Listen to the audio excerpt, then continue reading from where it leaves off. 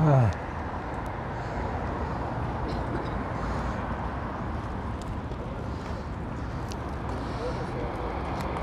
السلام عليكم.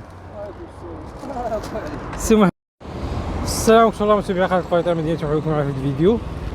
إذا خرجت اليوم إن شاء الله إلى القرية الفيتنامية أو دوار الشينوا، بغيت مشينا ليها واحد المرة، وهاد المرة إن شاء الله غادي نمشيو مع الأصدقاء.